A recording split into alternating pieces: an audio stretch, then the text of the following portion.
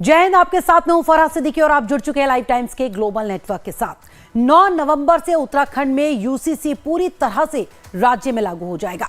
इसके साथ ही 3 तलाक, लिव इन रिलेशनशिप, सभी धर्म के संतानों को समान अधिकार जैसी चीजों के लिए एक कानून बन जाएगा। उस पर सुनिए आम लोगों की क्या राय है।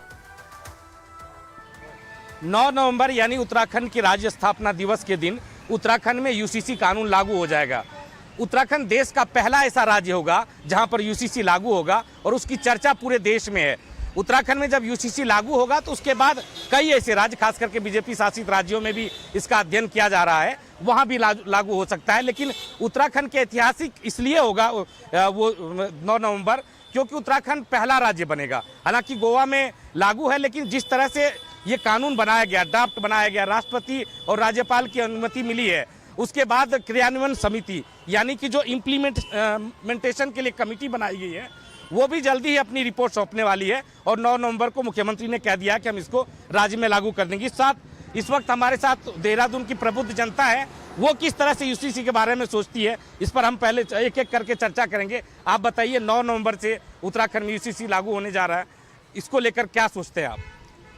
सबसे पहले तो मैं हमारे मुख्यमंत्री श्री पुष्कर सिंह धामी जी को बहुत बहुत धन्यवाद करूंगा कि उन्होंने ये यूसीसी कानून हमारे प्रदेश में लागू किया और हम बहुत खुशनसीब अपने आप को समझते हैं, क्योंकि मैं ये सोचता हूं कि जब हमारा देश एक है तो कानून भी सबके लिए एक ही होना चाहिए। और जिस तरह से अभी आप देख रहे होंगे लव इन रिलेशनशिप में आप लोग ने देखा होगा कि किस तरह के हमें सुनने को मिलता था कि डाइवर्स ले लिया करते थे, उसके बाद बच्चा हो जाता था तो उसका पता नहीं रहता था कि वो लड़का रखेगी या लड़का। तो अब ये सब ख़त्म होगा और अब इसको विवाहित माना जाएगा, ये लव इन रिलेशनशिप को, और इससे सभी को बहुत फ़ायदा मिलने वाला है। और जिस प्रकार से आप देखते हैं कि मुस्लिम लोग पहले तलाक दे दिया करते थे, अब उनको भी कानून का सहारा लेके ही ये सब आगे का ये करना पड़ेगा। अच्छा, महिलाएं भी हमारे साथ कुछ हैं, आप अपना नाम बताइए और बताइए कि यूसीसी लागू हो रहा है, इस पर आपकी क्या प्रतिक्रिया है? मेरा नाम मंजू शर्मा है। यूसीसी जो लागू हो रहा है ये पहले तो मैं अपने मुख्यमंत्री श्री पुष्कर सिंह धामी जी का धन्यवाद करूंगी कि उन्होंने भारत में ये पहला उत्तराखंड राज्य है जो ये यूसीसी लागू कर रहा है। इस पे एक सबसे बड़ी बात है कि जहाँ बेटा बेटी को एक समान अधिकार मिलेगा, बहु विवाह पर भी रोक लगेगी और जो महिलाओं का उत्पीड़न होता है हर जाति में होता है, हर उसमें होता है, उसका सबको समर्थन मिलेगा। मैं इसके लिए समर्थन करती हूँ। आप बताइए कि यूसीसी चूंकि लागू हो रहा है राज्य में और इसकी चर्चा पूरे देश भर में हो रही है, कुछ लोग विरोध भी कर रहे हैं, आपका क्या मत है? यूसीसी लागू होने के बाद किस तरह से चीज़ें बदलेगी? देखिए, यूसीसी कानून जो है पूरे देश में यूनिफॉर्म सिविल कोड लागू होना ही चाहिए, बहुत वेलकम स्टेप है। हमारे संविधान में इसका प्रोविज़न पहले भी था, लेकिन उत्तराखंड पहला राज्य ऐसा बन रहा है जो इसको इम्प्लीमेंट करने जा रहा है। जो इसके प्लस पॉइंट्स हैं, जो प्रोस हैं, वो सबको पता है, अच्छी बात है एंड वेलकम स्टेप है। लेकिन इसमें जो कुछ हैं ड्रॉबैक्स हैं, लागू करने से पहले गवर्नमेंट को उनको भी एड्रेस करना चाहिए। लाइक मेरे knowledge, I may be wrong, लेकिन मेरे हिसाब से ये है कि ये ट्राइबल एरिया में ये कानून लागू नहीं होगा। नंबर 1 बात, LGBT के लिए शायद ये कानून थोड़ा साइलेंट है, इसमें कुछ बोला नहीं है। और भी छोटी मोटी बहुत सी है, लाइक अब ये कानून तो लागू कर दोगे, क्या इसको इम्प्लीमेंट भी किया जाएगा? लाइक मुस्लिम का जो शरिया कानून है उसमें अप्रॉक्सीमेटली 13 ईयर्स में लड़की की शादी, जबकि ये पॉक्सो एक्ट के अंदर से बिल्कुल कंट्रावेंशन में है।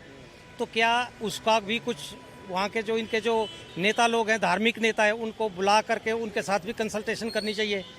और क्या ये इस कानून को मानेंगे या नहीं मानेंगे वो तो अलग बात है। कानून जब एक ही लागू हो जाएगा तो मानेंगे, मगर एक जो कॉन्सेंसस अगर हो जाए तो उससे क्या है कि इम्प्लीमेंट करने में आसानी हो जाएगी गवर्नमेंट के लिए भी।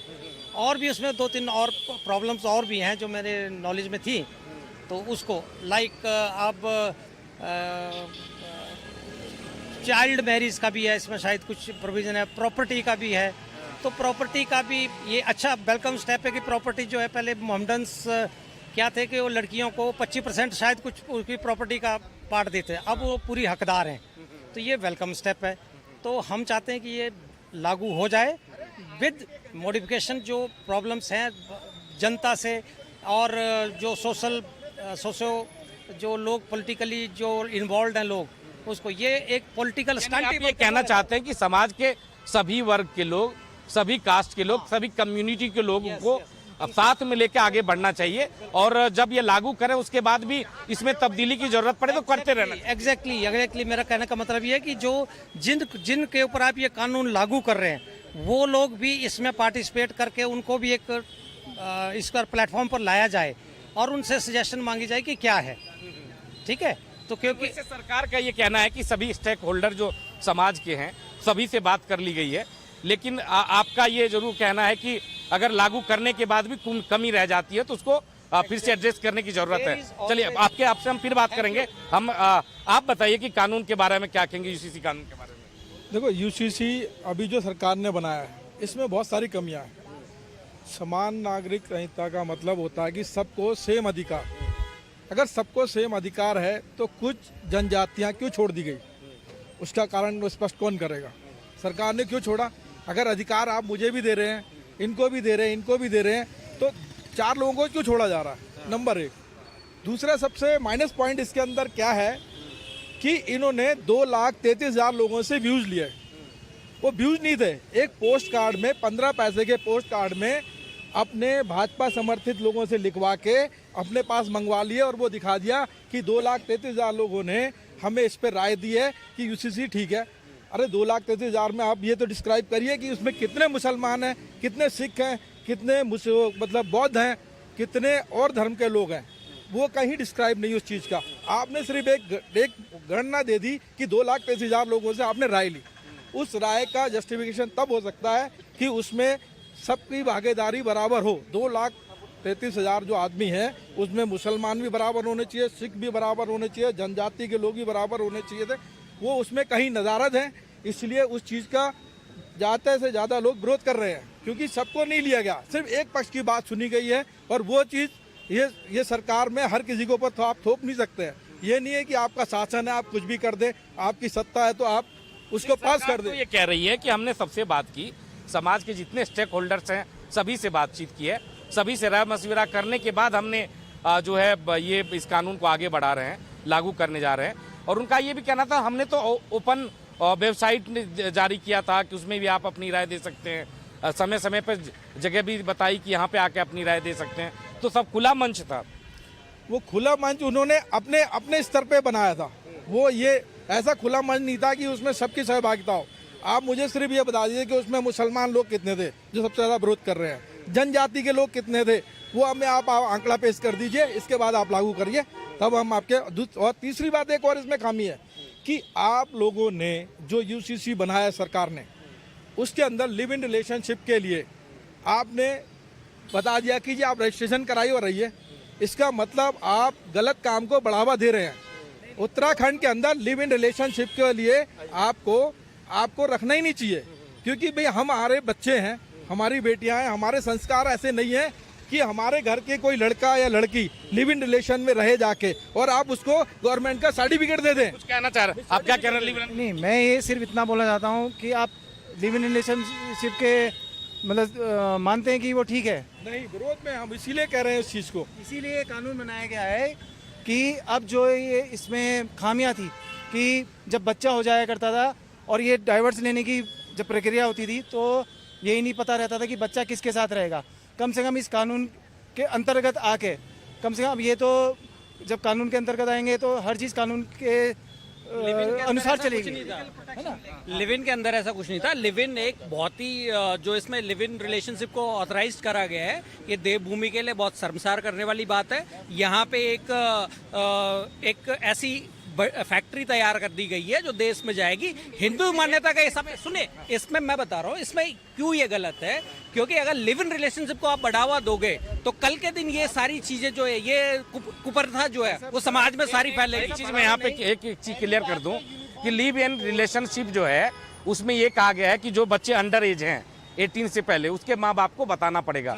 रजिस्ट्रेशन जरूरी है। जैसे रजिस्ट्रेशन करेंगे घर वालों को पता चल जाएगा। लेकिन रजिस्ट्रेशन करा के नहीं, रजिस्ट्रेशन करा के आप एक तरफ से सरकार की तरफ से आप सर्टिफिकेट दे रहे हो कि आप इस काम को करिए। इसमें इसमें बात करती है, ये सरकार जो हिंदुत्व की बात करती है, संस्कारों की बात करती है और सांस्कृतिक राष्ट्रवाद जो आरएसएस का है, क्या यही है उनका सांस्कृतिक राष्ट्रवाद कि आप जो है आप एक इलीगल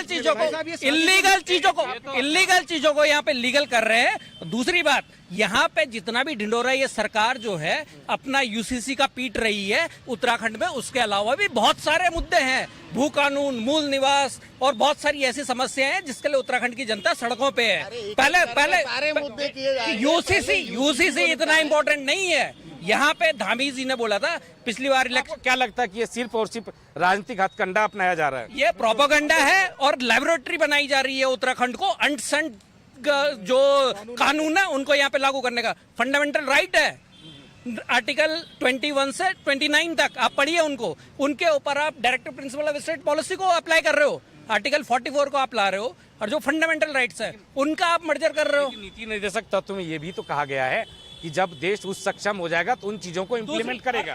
इसकी दूसरी कमी मैं बताता हूँ, कोई भी अगर ये जो यूसीसी बनना है ये सेंट्रल के लेवल पे बनना है, स्टेट अगर कोई सा भी कानून बना दे XYZ, अगर सेंटर का कानून उसके ऊपर उसके सेंटर कानून को अगर वो ओवरलैप करता है तो स्टेट का कानून खत्म हो जाएगा। तो क्यों उत्तराखंड को लेबोरेटरी बनाई जा रही है भैया?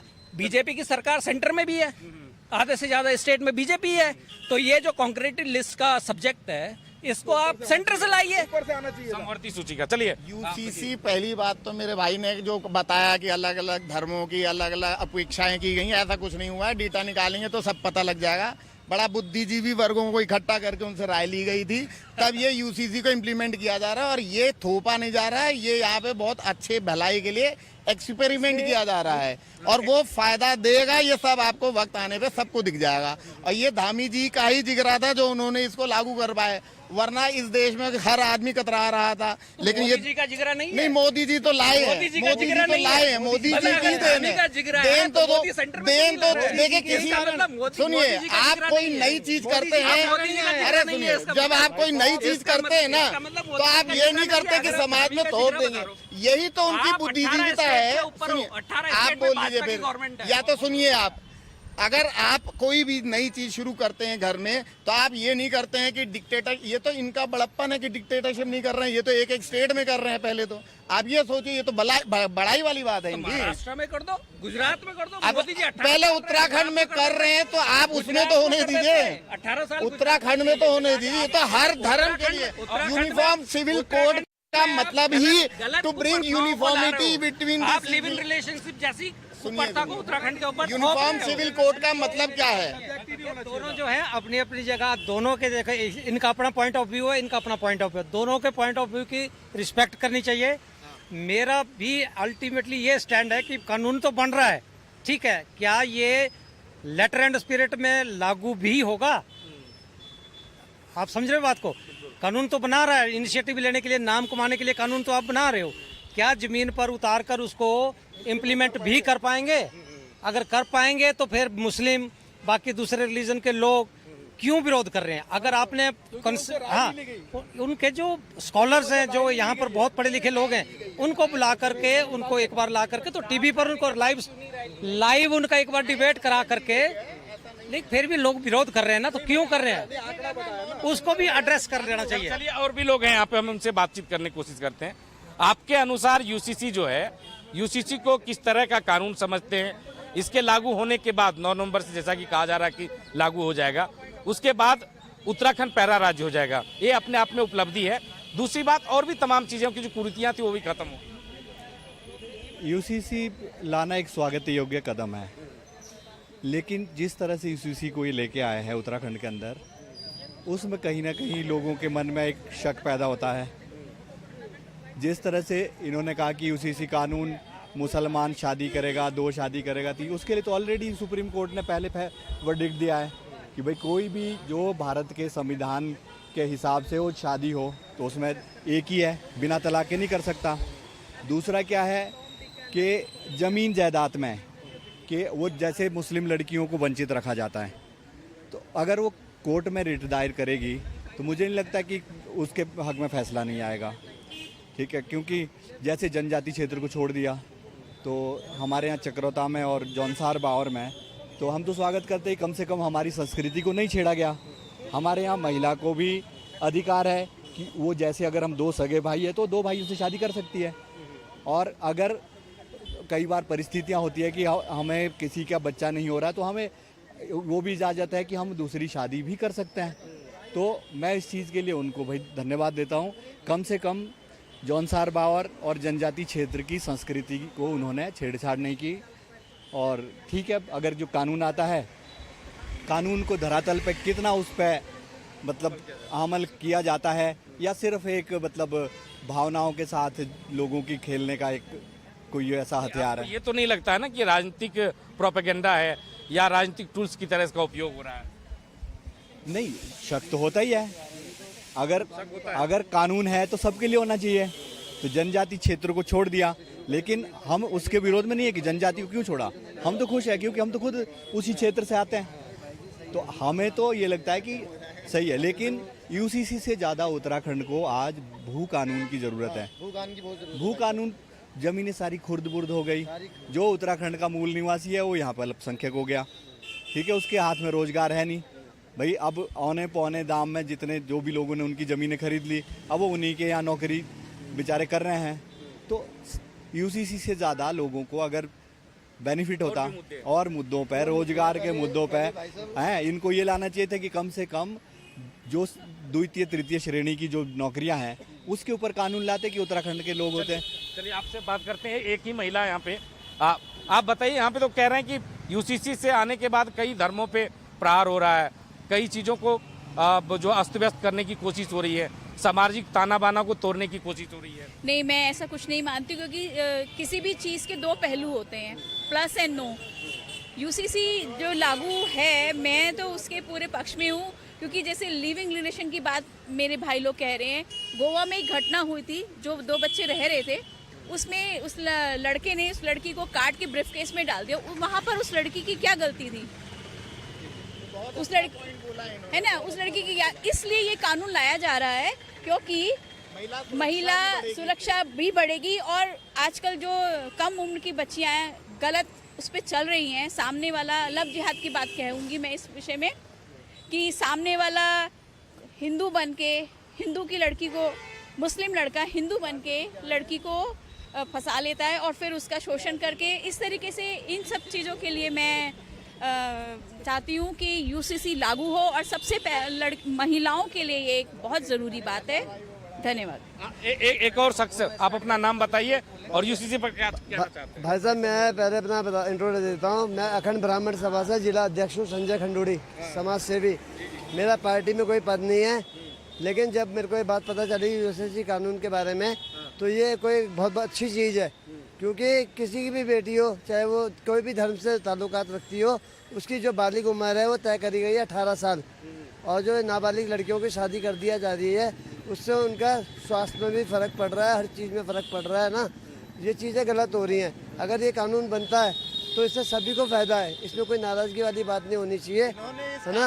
और दूसरा, मैं ये नहीं कहता मोदी जी ने काम किए, मोदी जी ने ऐसे नहीं है काम नहीं किए, लेकिन काम धरातल पे ज़्यादातर नहीं हुए, कुछ हुए हैं। जैसे स्वच्छता का अभियान था, स्वच्छता के अभियान, बेटी बचाओ, तो ये जो यूसीसी कानून है बेटी बचाओ के लिए किया जा रहा है ना। तो मैं उनका शुक्रिया भी अदा करता हूँ। देखो, मैं किसी तरफ से नहीं बोल रहा हूँ, मैं अपने उससे बोल रहा हूँ जो मेरा है अपने हिसाब। मैं किसी पार्टी का नहीं हूँ, लेकिन ये चीज़ें ज़रूरी हैं और होनी चाहिए। और जहाँ तक इससे बेटियों का, हमारी जो बेटियाँ हैं, बेटी बचाओ और ये स्वच्छता अभियान, इन चीज़ों पे खास तौर पे इनको ज़्यादा ध्यान देना चाहिए, तभी ये चीज़ें पॉसिबल हो पाएंगी। खाली कहने से नहीं, धरातल पे ये चीज़ें होनी चाहिए। ठीक है, एक आप अपना नाम बताइए। और मेरा नाम गौरव शर्मा है, मैं एक सामान्य नागरिक हूँ, मैं भी बीजेपी प्रेमी हूँ, ऐसी बात नहीं है। ये यूसीसी कानून लेके आ रहे अच्छी बात है, पर इनसे पहले जो कानून है, जैसे भू कानून जो है यहाँ पर, और जो समस्याएं पहले उनको तो सुधार लें। पहले जो और समस्याएं, जो लोग जो आए दिन जो धरना चल रहा है, कभी सचिवालय घिराव हो रहा है, कभी मुख्यमंत्री आवास घिराव हो रहा है। जैसे हरियाणा के अंदर है, जिनकी 2 बेटियां हैं उनको लाडली पेंशन योजना, पहले ये योजना है तो यहाँ लागू कर लेंगे। ये भेदभाव क्यों कर रहे हैं कि हरियाणा में इतनी सारी स्कीमें हैं, उत्तराखंड में कोई भी स्कीम नहीं, ऐसा क्यों? अभी हरियाणा का आपने घोषणा पत्र पढ़ा है, उसमें सिलेंडर 500 रुपये का दे रहे हैं, तो यहाँ क्यों नहीं वो लागू कर रही है? ये सब चीज़ें जो हैं, जब मोदी जी की 18 स्टेट में सरकार है मोदी जी की, जब मोदी जी हरियाणा में कह रहे हैं 300 यूनिट हम फ्री देंगे बिजली की, तो यहाँ भी तो उन्हीं की सरकार है, धामी जी की। चुनाव के दौरान ही ये लोग ये क्या करते हैं, चुनाव के दौरान उड़ते हैं, ये जब चुनाव चले जाते हैं फिर ये ठंडे होकर बैठ जाते हैं बस्ते के अंदर। तो भाई साहब मेरा कहना है कानून सारे सही हैं, जो मोदी जी कह रहे हैं वही हो रहा है, जिसकी लाठी है उसी की भैंस चल रही है अभी। पर भाई साहब मेरा मानना ये है जो पुराने मुद्दे उन पर तो कम से कम कार्रवाई हो ना पहले। अभी भू कानून में अब नए तो पहले बाद में आए, पहले पुरानों पे तो काम हो जाए। भाई साहब सड़कों में इतने गड्ढे हैं, ये स्मार्ट सिटी का नाम था, यहाँ पर दिखाओ कहाँ यहाँ स्मार्ट सिटी है। यहाँ पर बोला था रोड पे एक रेडी लगेगी, लाइन से देखो यहाँ पर इतने सारे यहाँ भू माफिया जो लोग बैठे हुए हैं, ये इतना धड़ाधड़ जो ये जमीनें बिके जा रही हैं। मैं अपनी कॉलोनी में जागरण कराने के लिए पिछले 10 दिन से पुलिस चौकी, थाना और SP city, magistrate, traffic police, fire, मतलब हम हिंदुस्तान में हैं। ये हम कहने को हिंदुस्तान में हैं, लेकिन हम अपने धर्म को मानने के लिए, अपनी पूजा पद्धति का अनुसरण करने के लिए हमें जो है पाकिस्तान जैसा व्यवहार हमारे साथ हो रहा है यहाँ पे, हम हिंदुओं के साथ। इसीलिए तो यूसीसी आ रहा है। यूसीसी आ रहा है तो महाराज सरकार तो इनकी अभी भी है ना, ये लागू करवाया है। इसके पहले हम 10 सालों से यहाँ जागरण कराते आए हैं, इसके पहले तो इतना चक्कर हमें नहीं काटने पड़े। समस्याएं और भी है, और भी समस्याएं हैं। तो ये कहने का मतलब ये है कि इस तरह से ये हमें 10 दिन से, आज भी मैं गया सिटी मजिस्ट्रेट के पास, अभी साइन नहीं हुई, अभी हमें परमिशन नहीं मिल पाई। कहने का मतलब ये है कि तो कुल मिला के देखें तो यूसीसी को लेकर चर्चा गर्म है। उत्तराखंड में भी चर्चा हो रही है, उत्तराखंड की राजधानी में भी चर्चा हो रही है, और इसकी इम्प्लीमेंटेशन को लेकर भी चर्चा हो रही है कि किस तरह से इसको इम्प्लीमेंट किया जाएगा।